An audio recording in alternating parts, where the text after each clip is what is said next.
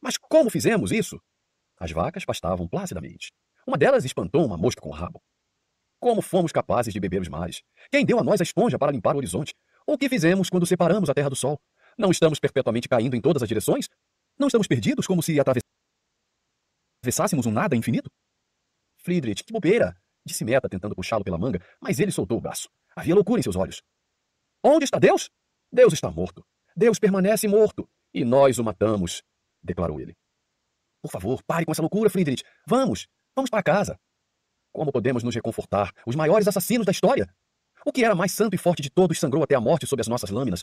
Quem vai limpar o sangue que está em nós? Meta balançou a cabeça. Não tinha jeito. Era o fim. Era assim que as coisas iam acabar. Ela começou a se afastar. Que água há para nos limpar? Que festivais de expiação? Que jogos sagrados teremos de inventar? Não é a grandeza desse feito imensa demais para nós? Não teremos que nos tornar deuses simplesmente para fingir sermos dignos disso? Silêncio. Um mugido soou ao longe. O homem é uma corda presa entre fera e super-homem, uma corda sob um abismo. O que é belo no homem é que ele é ponte e não fim. O que pode ser amado no homem é que ele é uma introdução a algo maior. As palavras tocaram Meta. Ela se virou e o encarou. Tinha sido essa ideia de o homem ser uma introdução a algo maior que a atraíra a Nietzsche tantos anos antes. Essa ideia que a seduzira intelectualmente, porque para ela o feminismo e a libertação feminina, sua religião ideológica, eram aquele algo maior. Mas Meta percebeu que, para Nietzsche, aquilo era simplesmente outra construção, outro conceito, outra falha humana, outro Deus morto. Meta seguiu em frente e teve grandes feitos. Na Alemanha e na Áustria, ela organizou marchas em favor do voto para as mulheres e o conquistou. Inspirou milhares de mulheres do mundo inteiro a defender os próprios projetos de Deus, as próprias redenções, a própria liberdade. Ela, silenciosa e anonimamente, mudou o mundo. Ela libertou e empoderou mais seres humanos que Nietzsche e a maioria dos outros grandes homens, mas fez isso nas sombras, nas coxias da história. Na verdade, hoje em dia ela é mais conhecida por ter sido amiga de Friedrich Nietzsche, não como ícone da libertação feminina, mas como personagem secundária da história de um homem que profetizou corretamente 100 anos de destruição ideológica. Como um fio camuflado, ela manteve o mundo coeso, apesar de quase nunca ter sido vista e de logo ter sido esquecida. Meta seguiu em frente, porém. Ela sabia que faria isso. Ela precisava seguir em frente e tentar cruzar o abismo, pois é o que todos nós temos que fazer. Viver para os outros, apesar de ainda não saber como viver para nós mesmos. Meta? Chamou Nietzsche. Sim. Eu amo aqueles que não sabem viver, disse ele, pois são eles que conseguem chegar lá.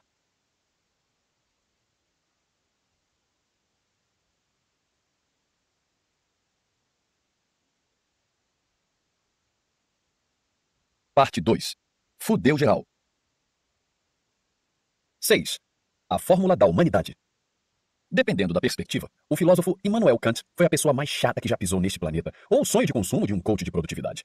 Por 40 anos, ele acordou todos os dias às 5 da manhã para escrever por exatamente 3 horas. Seguia então para dar aulas na mesma universidade por 4 horas e depois almoçar, sempre no mesmo restaurante. À tarde, fazia longas caminhadas pelo mesmo parque, seguindo o mesmo caminho, voltando para casa sempre na mesma hora. Fez isso por 40 anos. Todo santo dia. Kant era a personificação da eficiência. Seus hábitos eram tão metódicos que os vizinhos brincavam que podiam acertar o relógio de acordo com a hora em que ele saía de casa. Ele partia para a caminhada diária às 3:30 da tarde. Jantava quase todas as noites com o mesmo amigo e depois de trabalhar mais um pouco, ia dormir às 10 em ponto. Apesar de soar um pé no saco, Kant foi um dos pensadores mais importantes e influentes da história. E de seu apartamento conjugado em Königsberg, na Prússia, fez mais para corrigir os caminhos do mundo do que a maioria dos reis, presidentes, primeiros-ministros e generais antes e depois dele. Se você vive em uma sociedade democrática em que as liberdades individuais são protegidas, Kant merece parte da sua gratidão. Ele foi um dos primeiros a propor que todas as pessoas tinham uma dignidade inerente, que precisava ser reconhecida e respeitada. Foi o primeiro a conceber um órgão governamental global que garantisse paz a boa parte do mundo, ideia que acabaria por inspirar a criação da ONU. Suas descrições de como percebemos tempo e espaço inspirariam Einstein na descoberta da teoria da relatividade. Foi um dos primeiros a sugerir a possibilidade de direitos dos animais. Reinventou a filosofia da estética e da beleza. Solucionou um debate filosófico de 200 anos entre racionalismo e empirismo no espaço de umas 200 páginas. E como se tudo isso não fosse suficiente, reinventou completamente a filosofia moral, derrubando ideias que formavam a base da civilização ocidental desde Aristóteles. Kant era um dínamo intelectual. Se cérebros pensantes tivessem bíceps, o dele seria o Mister Universo da intelectualidade. Sua visão de mundo era tão rígida e intransigente quanto seu estilo de vida. Kant via bem e mal como conceitos claramente definidos, um sistema de valores que transcendia e agia à parte das emoções humanas ou de juízos do cérebro sensível. Além disso, vivia exatamente da forma que pregava. Reis tentaram censurá-lo, padres o reprovavam, acadêmicos o invejavam. E nada disso fazia parar. Kant vivia ligando foda-se. E me refiro ao sentido mais verdadeiro e profundo dessa frase. Dos pensadores em quem já esbarrei, foi o único a se abster da esperança e de todos os valores humanos imperfeitos nos quais ela se fia. a confrontar a verdade desconfortável e se recusar a aceitar suas horríveis implicações, a vislumbrar o abismo munido apenas de lógica e razão pura, a postar-se perante os deuses, armado apenas do brilhantismo de sua mente para desafiá-los, e, de certa forma, vencê-los. No entanto, para entender a hercúlea tarefa de Kant, primeiro temos de fazer um desvio e aprender a respeito de desenvolvimento psicológico, maturidade e vida adulta. Como crescer? Quando eu tinha tipo uns 4 anos, apesar dos avisos da minha mãe, coloquei o dedo no forno quente. Naquele dia aprendi uma lição importante. Coisas muito quentes são um saco, queimam. E depois a gente evita tocar nelas de novo. Mais ou menos na mesma época, fiz outra descoberta crucial. O sorvete ficava no congelador, em uma prateleira fácil de alcançar se eu ficasse na ponta dos pés. Um dia, enquanto minha mãe estava em outro cômodo, coitada, peguei o sorvete, sentei no chão e me empanturrei usando as mãos mesmo. Foi o mais próximo que eu chegaria de um orgasmo nos próximos 10 anos. Na minha cabecinha de 4 anos, se existia um céu, eu tinha acabado de encontrá-lo. Meus próprios campos elíseos num pote de divindade congelada. Quando o sorvete começou a derreter, espalhei mais um tanto no rosto, deixando pingar na blusa inteira. Tudo isso em câmera lenta, claro. Eu estava praticamente tomando um banho naquela maravilha doce e saborosa. Ó glorioso leite açucarado, divide comigo teus segredos, pois hoje conhecerei a glória. Então mamãe apareceu. E foi um caos total, incluindo um banho mais do que necessário. Mas não só isso. Naquele dia aprendi as seguintes lições. Número 1. Roubar sorvete espalhado em mim e no chão da cozinha deixava minha mãe absurdamente furiosa. Número 2. Uma mãe furiosa é uma droga, porque a gente leva bronca e fica de castigo. Naquele dia, assim como na ocasião do forno quente, aprendi o que não fazer. Mas havia uma terceira meta-lição a extrair dali. Um daqueles aprendizados tão óbvios que nem percebemos quando eles ocorrem. Muito mais importante do que todos os outros. Tomar sorvete é melhor do que se queimar. Foi um aprendizado relevante por se tratar de um juízo de valor. Sorvete é melhor do que forno quente. Prefiro uma maravilha cheia de açúcar na boca do que um calor desgraçado na mão. Ali, descobri a respeito de preferências e, portanto, prioridades. Foi meu cérebro sensível concluindo que uma coisa no mundo era melhor do que outra. Começava aí a construção da minha hierarquia de valores. Certa vez, um amigo descreveu a paternidade como basicamente ficar andando atrás de uma criança por 2 décadas para garantir que ela não se mate por acidente. E você ficaria surpreso com a quantidade de maneiras que uma criança pode encontrar para se matar por acidente. Crianças pequenas vivem procurando novas formas de se matar acidentalmente, porque a força motriz de sua psicologia é a exploração. No início da vida, somos levados a explorar os arredores porque nossos cérebros sensíveis estão coletando informações a respeito do que nos agrada e do que nos machuca, do que é gostoso e do que é desagradável, o que vale a pena continuar procurando e o que é melhor evitar. Estamos construindo uma hierarquia, descobrindo quais são nossos valores básicos e primordiais para começar a saber sobre o que nutrir esperança. Em dado momento, a fase exploratória se esgota. E não é porque já não há mais mundo para ser explorado. Na verdade, é o oposto. A fase exploratória acaba porque, ao nos tornarmos mais velhos, passamos a reconhecer que o que não falta é mundo a ser visto. Não dá para tocar e provar tudo. Não dá para conhecer todas as pessoas, nem ver todas as coisas. As experiências em potencial são muitas, e a absoluta magnitude da existência nos oprime e intimida. Portanto, nossos 2 cérebros começam a focar menos em tentar de tudo e mais em desenvolver algumas regras que nos orientem pela infinita complexidade do mundo.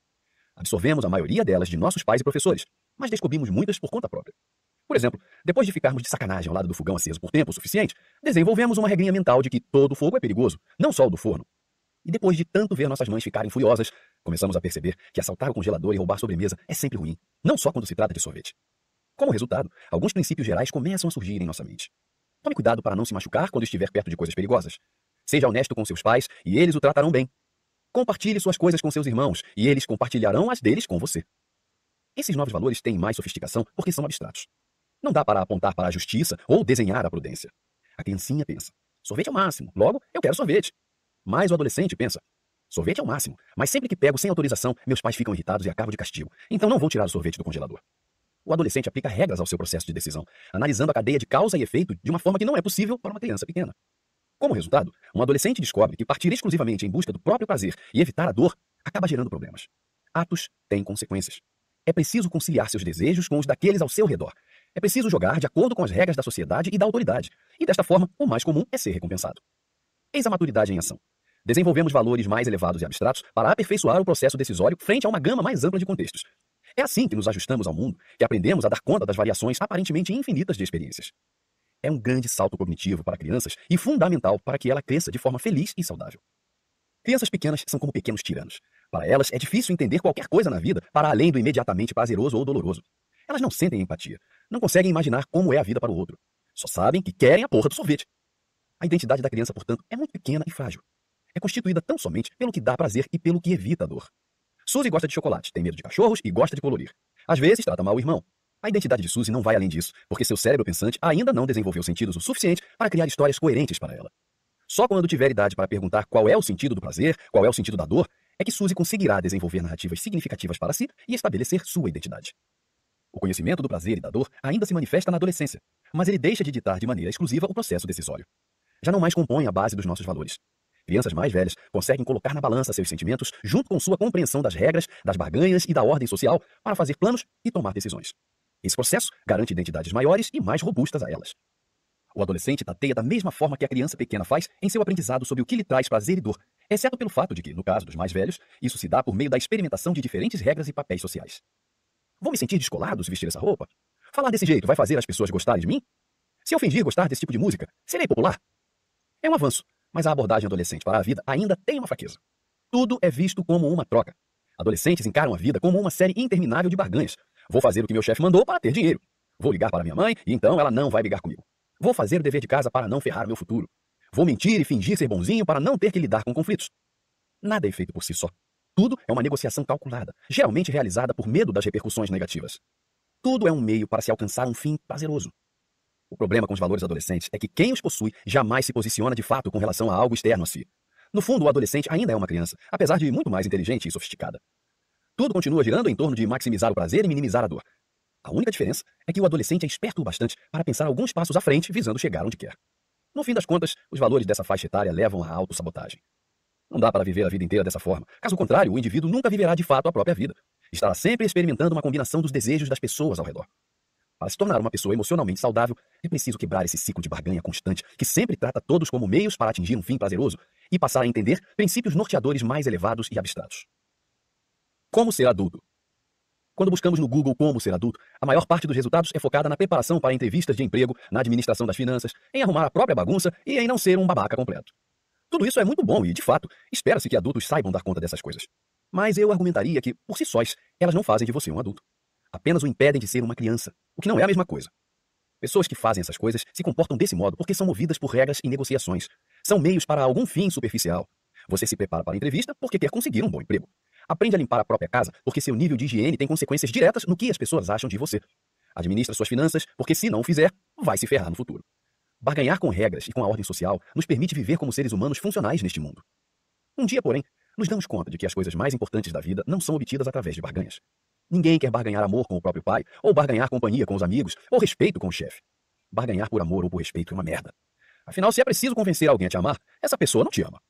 O mesmo pode ser dito quando sentimos que precisamos persuadir alguém a nos respeitar ou a confiar em nós. As coisas mais valiosas e importantes na vida, por definição, não são negociáveis. E tentar barganhá-las é destruí-las na mesma hora. É impossível conspirar em nome da felicidade. Mas as pessoas, volta e meia, tentam fazer isso, sobretudo quando recorrem à autoajuda e a outros conselhos de desenvolvimento pessoal. O que estão dizendo é, essencialmente, me mostre as regras do jogo que preciso jogar e vou seguir a risca. O que elas não percebem é que jamais serão felizes enquanto acharem que há regras para a felicidade. Embora pessoas que levam a vida à base de barganhas e regras possam ir muito longe no mundo material, elas continuam deficientes e solitárias em seu mundo emocional. Isso porque valores negociáveis criam relações baseadas em manipulação. Na vida adulta entendemos que, às vezes, um princípio abstrato pode ser bom e correto por si só, e que mesmo que nos machuque hoje, mesmo que machuque os outros, ser honesto ainda é o correto a se fazer. Da mesma forma que o adolescente percebe haver mais no mundo do que a dicotomia infantil do prazer e da dor, o adulto percebe que existem mais coisas do que a constante barganha do adolescente por validação, aprovação e satisfação. Tornar-se adulto é, portanto, desenvolver a habilidade de fazer o que é certo simplesmente porque é o certo. Um adolescente vai dizer que valoriza a honestidade só porque aprendeu que dizer isso gera bons resultados. Mas diante de conversas difíceis, contará pequenas mentiras, cometerá certos exageros e ficará na defensiva. Um adulto será honesto pura e simplesmente porque a honestidade conta mais do que o prazer ou a dor que vem a experimentar. A sinceridade é inerentemente boa e valiosa. É, portanto, um fim, não um meio para se alcançar algum outro fim. Um adolescente vai dizer que ama você, mas sua concepção de amor passa por receber algo em troca. O amor sendo meramente um escambo emocional, no qual cada um traz tudo o que tem a oferecer e pechincha em busca do melhor negócio. Um adulto ama livremente, sem esperar nada em troca, porque entende que o amor só é de verdade se for dessa forma. Um adulto dá sem esperar receber nada, pois fazê-lo anularia todo o propósito logo de cara. Os valores baseados em princípios da vida adulta são incondicionais. Isto é, não podem ser alcançados por outros meios. São fins em si. O que não falta no mundo são crianças grandes. E há um monte de adolescentes burros velhos. Existem até alguns jovens adultos por aí. Isso acontece porque, a partir de determinado ponto, a maturidade passa a não ter nada a ver com a idade. O que interessa são as intenções da pessoa. A diferença entre uma criança, um adolescente e um adulto não se dá em função da idade ou de seus atos, mas do porquê de seus atos. A criança rouba sorvete porque é gostoso, inconsciente ou indiferente às consequências. O adolescente deixa de roubar por saber que fazer isso resultará em consequências piores, mas sua decisão, no fundo, não passa de uma barganha com a própria versão futura. Abro mão desse prazer agora para evitar dores maiores lá na frente. Mas só o adulto deixa de roubar pelo simples princípio de que roubar é errado. E roubar, mesmo que ninguém descubra, acarreta muita culpa. Por que não crescemos? Quando somos pequenos, aprendemos a transcender os valores da escala de prazer e dor, sorvete é bom, forno quente é ruim, depois de persegui-los e ver como acabam dando errado. É só ao vivenciarmos a dor do fracasso que aprendemos a superar. Roubamos o sorvete, mamãe fica furiosa e nos castiga. De repente, sorvete é bom não é mais uma verdade tão fundamental quanto antes. Há vários outros fatores a considerar. Eu gosto de sorvete e gosto da mamãe, mas pegar o sorvete deixa a mamãe irritada. O que eu faço? A criança acaba sendo forçada a considerar o fato de haver trocas que precisam ser negociadas. Na essência, a boa criação se resume em implementar as consequências corretas para o comportamento dos filhos, baseado em prazer e dor. Puni-los por roubar o sorvete, recompensá-los por se comportarem no restaurante. Isso os ajuda a compreender que a vida é bem mais complexa do que seus impulsos e desejos. Pais que erram nisso cometem uma falha incrivelmente básica, pois não vai demorar para a criança passar pela descoberta traumática de que o mundo não está ali para atender a seus caprichos. Descobrir isso só na idade adulta é absurdamente doloroso, muito mais do que teria sido se a criança tivesse aprendido a lição ainda nova. Ela será punida pelos colegas e pela sociedade caso não entenda isso. Ninguém quer ser amigo de um fedelho egoísta. Ninguém quer trabalhar ao lado de alguém que não leva os sentimentos dos outros ou as regras em consideração. Nenhuma sociedade aceita alguém que, metafórica ou literalmente, rouba o sorvete do congelador. A criança inconsequente será evitada, ridicularizada e punida no mundo adulto, e isso resultará em ainda mais dor e sofrimento. Os pais também podem vir a falhar com os filhos de outra forma, maltratando-os. Uma criança maltratada não desenvolve valores além do sistema de prazer e dor, pois, como não seguem qualquer padrão lógico, os castigos não reforçam valores abstratos e mais profundos. Em vez de gerar fracassos previsíveis, a experiência é apenas aleatória e cruel. Roubar sorvete, às vezes, resulta em punições exageradamente duras. Em outras ocasiões, não tem quaisquer consequências. Dessa forma, não se aprende lição alguma, nem se produz qualquer valor mais elevado. Não há espaço para desenvolvimento. A criança não aprende a controlar o próprio comportamento e desenvolve mecanismos para lidar com a dor incessante. É por isso que tanto as crianças maltratadas quanto as mimadas frequentemente têm os mesmos problemas na idade adulta. Continuam presas ao sistema de valores da infância. Em última análise, passar para a adolescência exige confiança. A criança precisa acreditar que seu comportamento produzirá desfechos previsíveis. Roubar sempre traz maus resultados. Encostar em um forno quente também. A confiança em tais desfechos é o que permite à criança desenvolver regras e princípios em torno desses assuntos. O mesmo ocorre quando ela fica mais velha e se torna um membro mais ativo da sociedade. Uma sociedade sem instituições ou líderes confiáveis não tem como desenvolver regras e papéis. Sem confiança, não há princípios sólidos para ditar decisões e, portanto, tudo regride ao egoísmo infantil. As pessoas ficam presas no estágio adolescente por razões semelhantes às que se prendem no estágio infantil, trauma e ou negligência. Vítimas de bullying são um exemplo particularmente marcante. Uma pessoa que sofre esse tipo de assédio no início da vida vai se relacionar com o mundo a partir da suposição de que ninguém jamais vai gostar dela ou respeitá-la de maneira incondicional, que toda a afeição precisa ser conquistada a duras penas por meio de uma série de argumentos e atos pré-determinados. É preciso se vestir, falar e agir da forma certa para não se dar mal. Algumas pessoas se tornam particularmente boas no jogo da barganha. São encantadoras e carismáticas e têm uma habilidade natural para perceber o que outros esperam delas, assumindo tal papel. Essa manipulação raramente dá errado para elas de modo significativo, o que faz com que acreditem que funciona assim com todo mundo. A vida é um grande ensino médio, e é preciso trancar as pessoas dentro de armários antes que elas tranquem você. Adolescentes precisam aprender que barganhar é uma lenga-lenga sem fim, que tudo com real valor e sentido na vida se obtém sem que condições ou negociações sejam estabelecidas. É preciso que bons pais e professores não caiam no jogo do adolescente. A melhor forma de fazê-lo é através do exemplo, mostrar a incondicionalidade sendo incondicional. O melhor jeito de ensinar um adolescente a confiar é confiando nele. Da mesma forma que respeitá-lo e amá-lo é a chave para lhe ensinar o respeito e o amor. E não se deve forçar nada disso, pois tornaria tudo condicional, mas simplesmente oferecer e compreender que em determinado momento a barganha deixará de funcionar quando estiver pronto, e o adolescente entenderá o valor da incondicionalidade. Quando pais e professores fracassam, em geral é porque também estão empacados no nível adolescente dos valores. Eles também enxergam o mundo como uma negociação. Também barganham amor por sexo, lealdade por afeição, respeito por obediência. Por sinal, é provável que barganhem com os filhos por afeição, amor ou respeito. Consideram isso normal, o que leva a criança a também achar normal quando fica mais velha. E essa relação de merda entre pais e filhos, rasa e baseada em negociações, será replicada no futuro. Quando a criança ganhar o mundo e começar a estabelecer os próprios relacionamentos, será ela então a se tornar pai, mãe, professor ou professora e a transmitir seus valores adolescentes a outras crianças. E a bagunça toda continuará por mais uma geração. Quando ficam mais velhas, pessoas de mentalidade adolescente se orientam no mundo partindo do pressuposto de que todos os relacionamentos humanos são uma infinita negociação de acordos, que intimidade não passa de uma simulação compartilhada com outra pessoa para benefício mútuo, que todos são um meio para algum fim egoísta.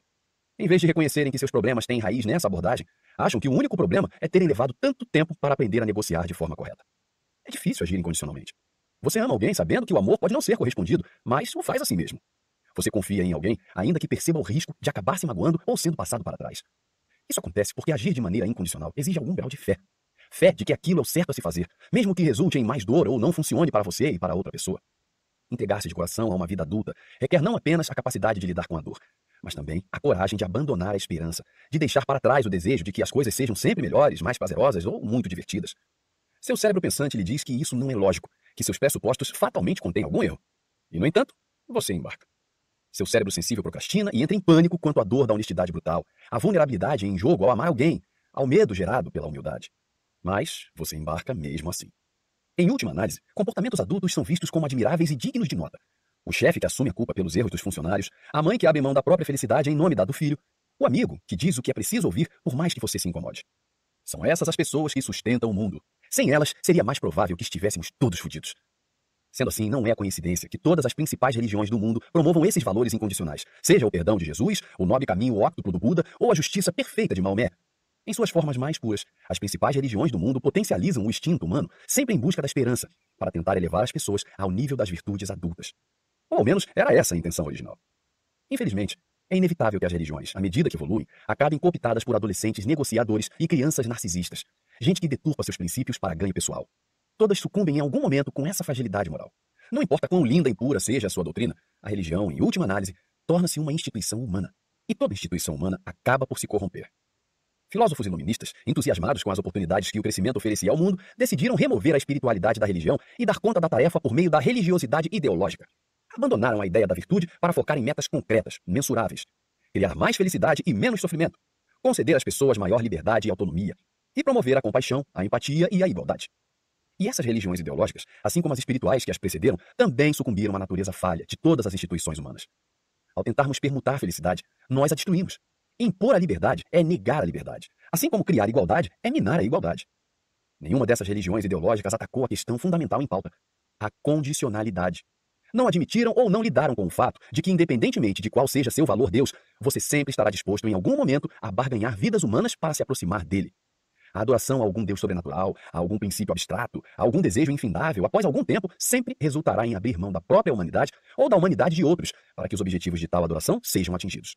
E o que deveria nos salvar do sofrimento acaba por nos fazer mergulhar nele novamente. O ciclo de esperança e destruição se renova. É aí que entra Kant. A única regra para a vida. Ainda jovem, Kant compreendeu o jogo de martelar os bichos que saem do buraco, aquilo que expliquei sobre manter a esperança perante a verdade desconfortável.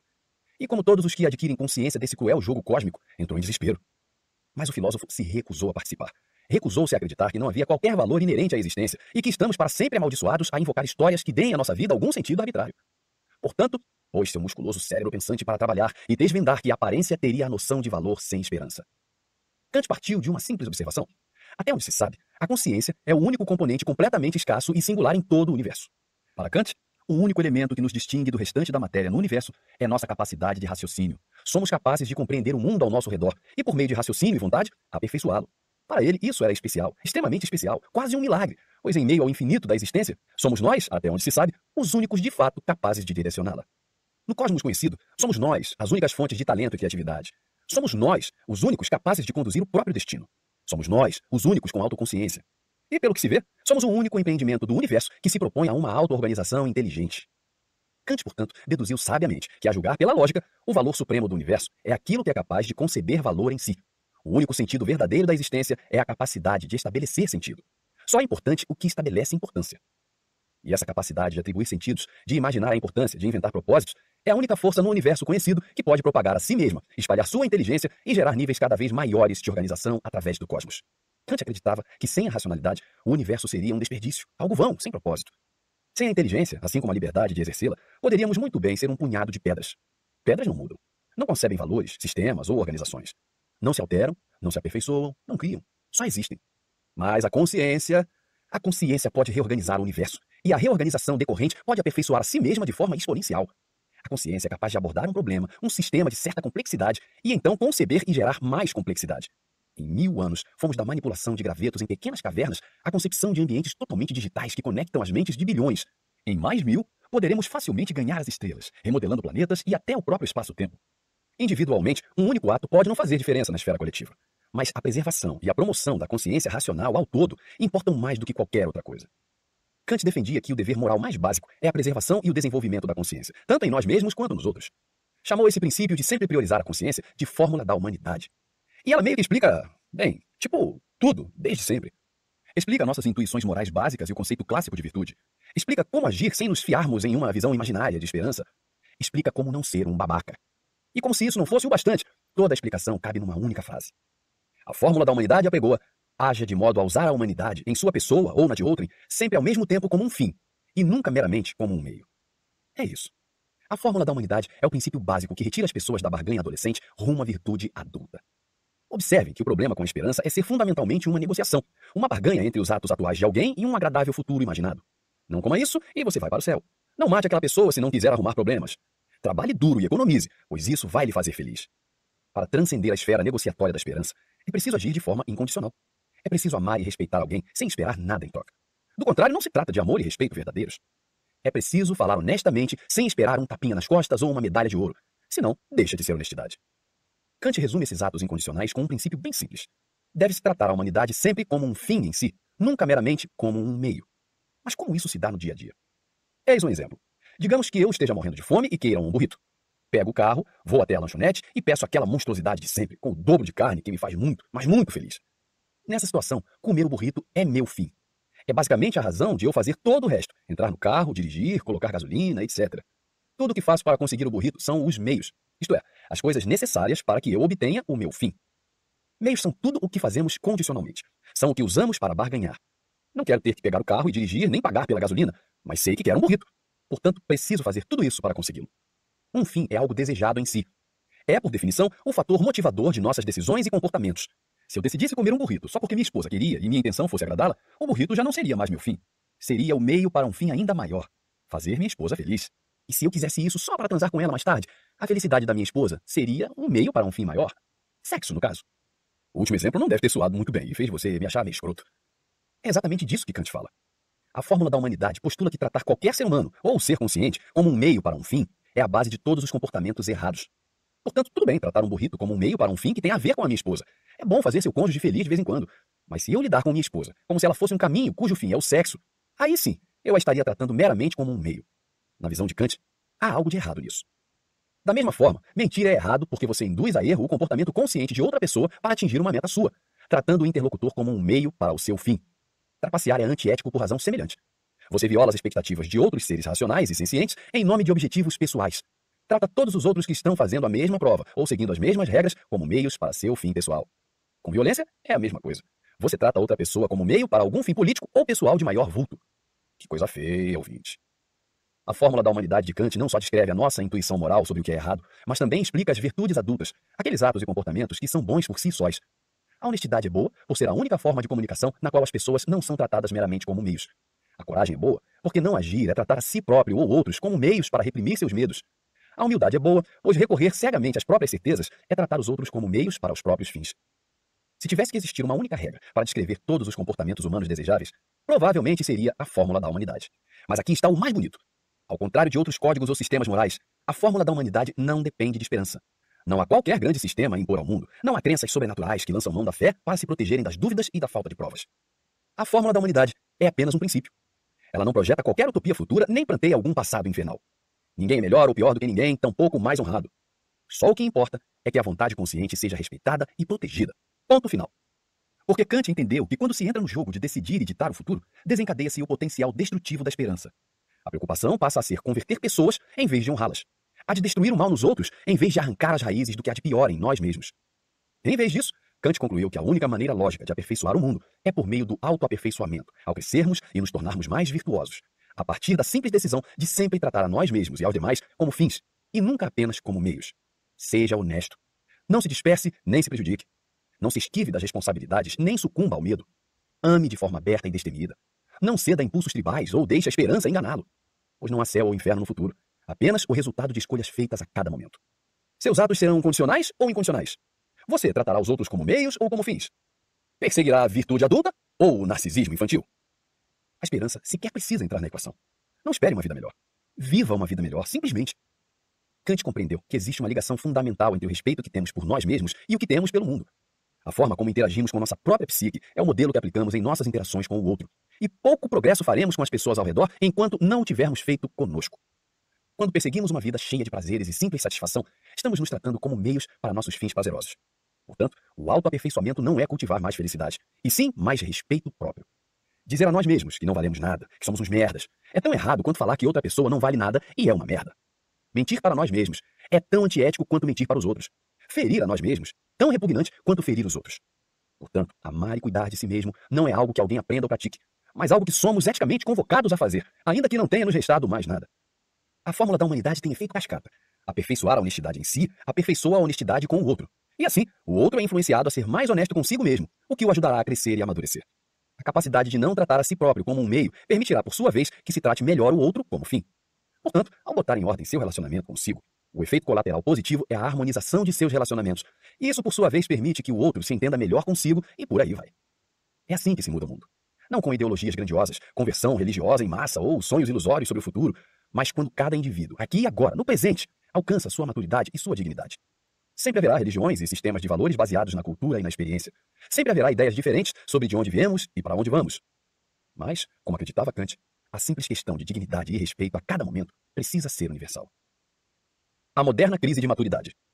A democracia moderna foi inventada sob o pressuposto de que o cidadão comum é um merda egoísta e delirante e que a única maneira de nos proteger de nós mesmos é criando sistemas tão engrenados e interdependentes que nenhuma pessoa ou grupo passe totalmente para trás o restante da população.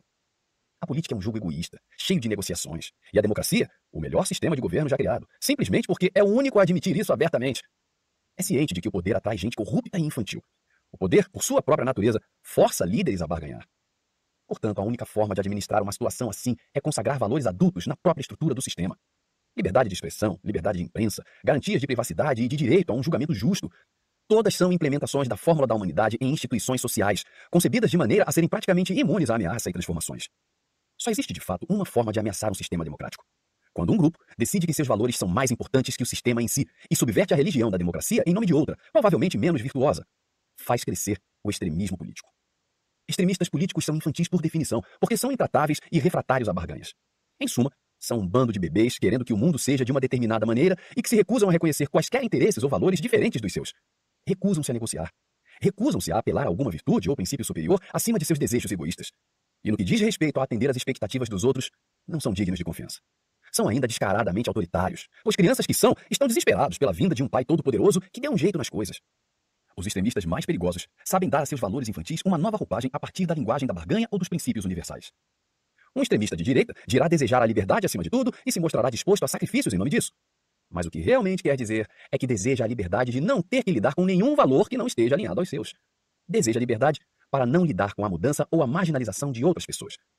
Portanto, estará disposto a limitar e destruir a liberdade de outros em nome da sua própria. Extremistas de esquerda jogam o mesmo jogo, só mudando a linguagem. Eles dirão querer igualdade para todos, mas querendo realmente dizer que não querem jamais ver qualquer pessoa sentir dor, ser ferida ou se sentir inferior.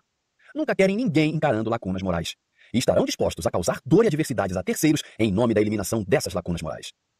O extremismo, tanto à direita quanto à esquerda, tornou-se mais proeminente na política ao redor do mundo nas últimas décadas. Muita gente sábia já propôs uma série de explicações complicadas e interligadas para tal, e provavelmente as razões são de fato complicadas e interligadas. Mas, permitam-me jogar mais uma na fogueira. A maturidade de nossa cultura está se deteriorando. No mundo rico e desenvolvido, vivemos uma crise que não é de riquezas ou material, mas de caráter, virtude, meios e fins. A divisão política básica do século XXI já não é mais direita contra a esquerda, mas valores impulsivos infantis contra valores adolescentes adultos prontos a concessões. O debate já não é comunismo contra capitalismo ou liberdade contra igualdade, mas maturidade contra imaturidade, meios contra fins.